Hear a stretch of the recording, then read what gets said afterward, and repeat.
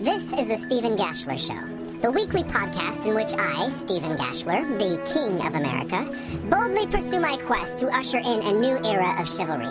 I seek out the greatest souls of our time who might be worthy to take honorary seats at my living room table, so that knights can once again rampage the earth, and new tales of silly adventures can be sung for the 21st century. Sorry about the voice, folks. Apparently that incoherent babbling in the last episode for my arch-nemesis Nephi Ledesma was actually an incantation of evil, placing a spell of an unmanly voice upon me.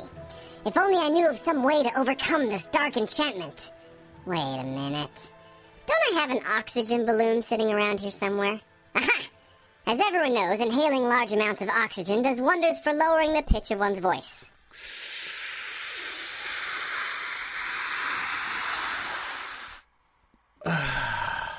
Much better.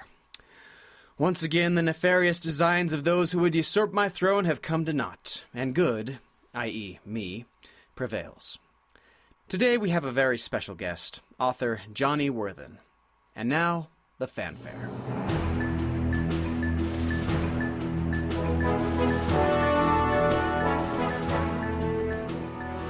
Johnny Worthen is an award-winning author, voyager, and damn fine human being.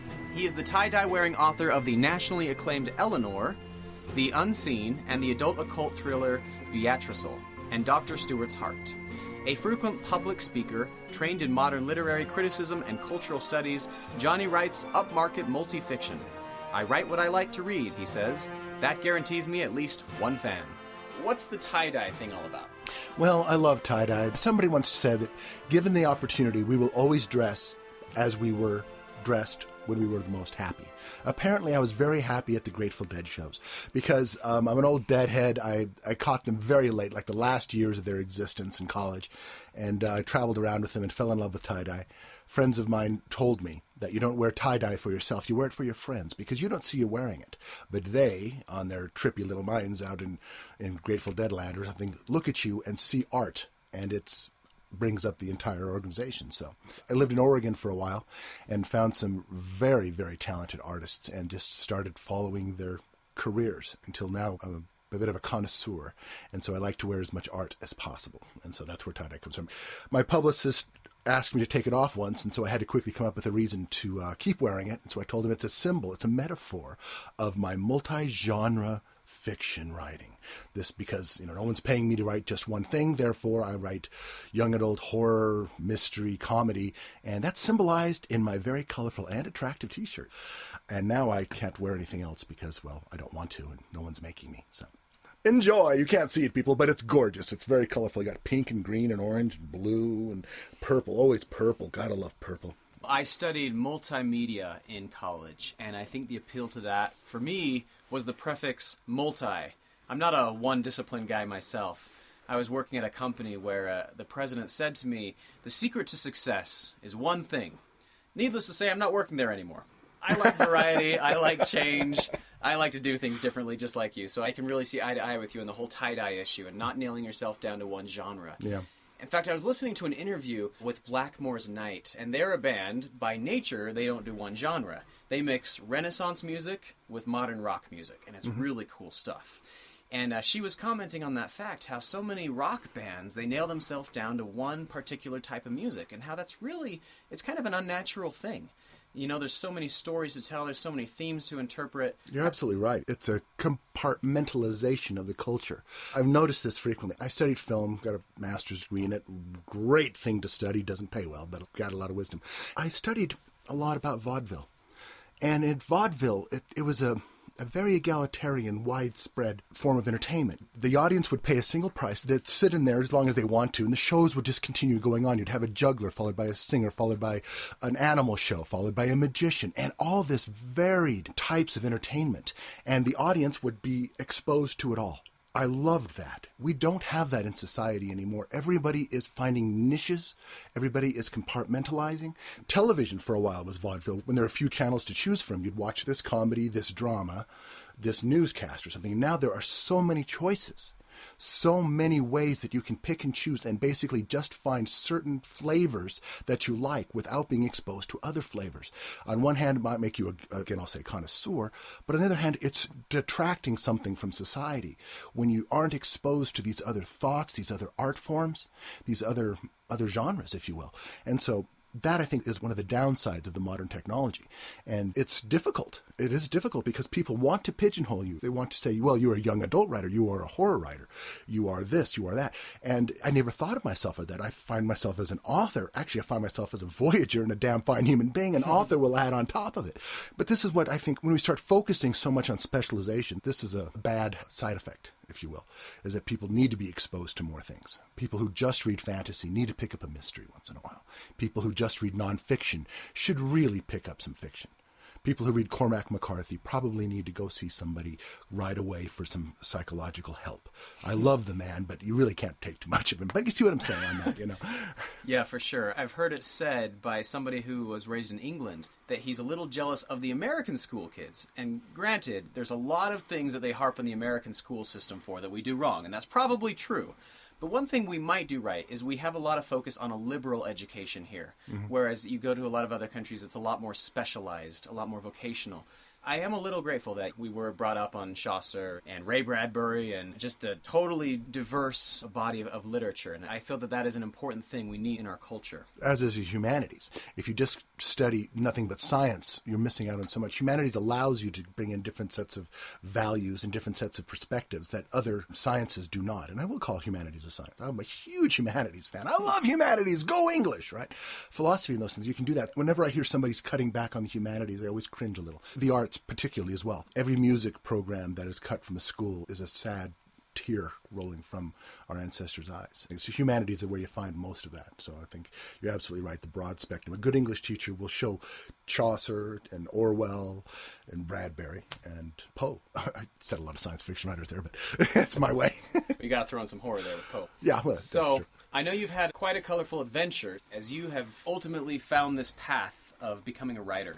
Tell me about that. Well, I've always written. Ever since I've always written. I think my first story was in 5th grade. We read it to the class. My handwriting was so bad, the teacher finally told me to come up and read it to them because she couldn't do it. But I went to college, and I enjoyed the education so much that they finally said, you've got to stop taking classes and choose a major. I'd filled up all my electives twice over. They said, you've got to do something. Your scholarship's running out. So I looked at the classes I enjoyed the most, and they were always the ones that had a writing element. All right, go into writing. Take English. I took some creative writing classes, but I didn't find them very rewarding. What I really loved are the critical classes, the ones where we learned about deconstruction, for example. That was mostly my graduate work. And it was like an explosion, total revelation of what the world can be when you look at it through the right lenses and you understand you can take it apart. And I just loved that. I deconstructed commercials and Pop-Tart boxes. And so all this changed my life. But I kept writing throughout my entire life. Every job I'd get, I'd find some way to add writing to it. I worked in an insurance company in an actuarial position. That's all spreadsheets and numbers. But that wasn't very rewarding, so I started a newsletter on the side, whether they liked it or not. It was called the Casualty Report. And anybody who's ever read those still remembers them. They were hilarious, good stuff. And then wherever I went, I continued doing that. Finally, I was in a position where I was kind of in between jobs again, and I realized the money's not as important as happiness anymore. And so I decided I'm just going to do this. I'm that fool who quit his day job to become a writer. No, I think a lot of the insecurities people feel when they're contemplating a path like that is, how am I going to pay the bills? You're not. Sorry. For my position, I had a war chest set up, and my wife's gainfully employed, and so far so good. But I always knew it was a marathon. I knew the odds going in, and they're impossible. You have to go in, whether you do this as a part-time or a full-time or any kind of position, unless you bring an audience with you. Say that you've had a nightly news show for 10 years. Then you can write whatever you want. It'll sell. But otherwise, it's a slow process, and the odds are against you. You have to lie to yourself to believe you can do it. And I'm the king of denial. So I have other means that have allowed me to do it. And so I'm slowly catching up. I feel like I'm also making it for lost time. I'm an old man. I'm nearly 30. And so I feel like I have to catch up on all this time. So it's the hardest job I've ever had. Mm-hmm. I work 10 hours a day, but I feel like I'm making a difference like I never have before. So you would advocate having a financial plan to fall back on? Yeah. Otherwise, you're going to find yourself running for one. You're going to find yourself looking for one anyway. Most people do have side jobs. Being an artist has never been a very lucrative way. And you have to understand that you are an artist. This is what you're doing. You do this because you have to. Why do you write? What makes you think I have a choice is the answer you should give. What makes you think I have a choice? I have to write. I have so many stories in me I have to get out. And the financial part of it is part of it. But if you measure everything by money, you probably shouldn't go into writing anyway, under any circumstances, because you don't have the temperament for the arts.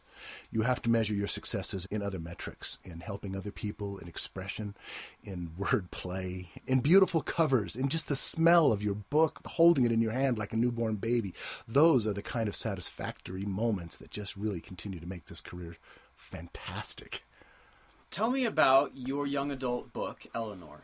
Well, Eleanor the Unseen, it's a standalone book. It's a beautiful book, beautiful cover. If you haven't seen it, it'll knock your socks off. The genesis of it came from just the idea of the young adult. It was one of those experiments where I wanted to see if I could write a young adult. I've always thought of myself as a mystery writer, but my mysteries never sold. So I sold a horror, and then I sold a young adult. But I really quite enjoyed the concept of it. But it was brought up by the idea of being a young adult.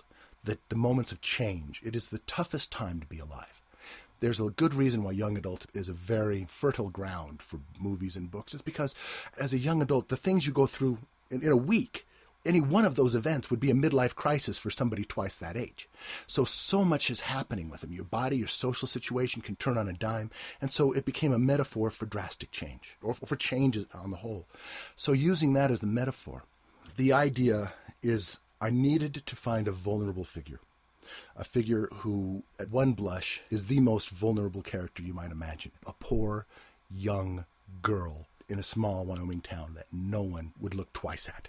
On the other hand, she is the most powerful and dangerous thing anyone can imagine. Okay, spoilers there.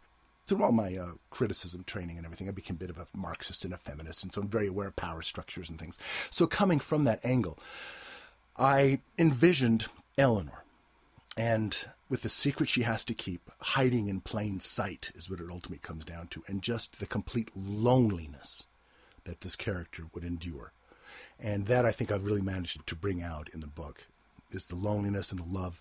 The book was originally going to be called Tabitha, with a series called Eleanor, because Eleanor is the main character, but Tabitha's the mother. It's all about her mother. I wrote it at a time when I really could get in touch with my mother and my grandmother and touched on those very special feelings I had for them. My mom's still alive, but my grandmother really touched me very deeply. I was there when she died, and she died of cancer, and it was pretty traumatic, but also very educational, if you will. Anyway, so the idea then merged with all this, and the book just exploded out of my fingers. It was like I was taking dictation. It was one of those wonderful, rare moments that I wish I could duplicate that I took for granted at the time. I think it took me from sitting down with the idea, with my notes, to finishing the first draft. I think it was like 45 days. Wow. I was blazing every day. I'd wake up thinking about her. I'd go to sleep planning it. And Eleanor would just speak to me to the point where I honestly began to think of her as my daughter. In many ways, it's one of those magical moments. And that, again, is one of the really satisfying parts of writing, you know? When your characters take on such a life of their own that you feel like they're alive. It's my daughter and everything. Anyway, the book's done very well. It's a tearjerker for me still. It won Book of the Year from the League of Utah Writers, Gold Quill. Woo! The same group named me Writer of the Year this year, which shows you how low their standards are. And it is currently shortlisted for a Bram Stoker nomination, which is strange to me because I never thought of it as a horror, ever. I never thought of this as a horror. I thought of this as a young adult coming-of-age thing. It's a character study more than anything. Kierkegaard gave me a great review, called it a paranormal character study. It's a nice, slow burn, not a 3-act structure. You don't know where it'll go, but it's a good character study of this, of a flawed, lonely, terrified character. But then somebody pointed out to me that, of course, there are 2 reasons why this would be considered a horror. And I said, what are they? He said, well, the first, there's a monster in it, dummy. Oh, right. And the second, it's all about fear. I said, what? Who's afraid? Eleanor is afraid. And that just blew my mind. You think you're so intimate with your own book, but when somebody can criticize your book and bring new light to it that you didn't even see going in, hallelujah, you know you've done something right. It's also a very literary book, lots of subtexts, lots of stuff in it. It's called Young Adult because the main character fits in the category and the themes I use, but it's a Trojan horse. Adult readers will take a lot out of it. So I understand at one point at least it was the best-selling book on Amazon. Oh, yeah. With a little help of a promotion, I got the #1 Kindle for a while. It was a short-lived thing, as is life. But yeah, I hit bestseller with Eleanor on October 27th, 2014. How do I know that date? I don't know. I just remembered. Knock on wood, it's going to go places. There's 2 more books in the series. Eleanor is a complete standalone. Do you hate that when you pick up a book in a series and you realize you've read the first book, but you liked it, but you know you have like 10 more?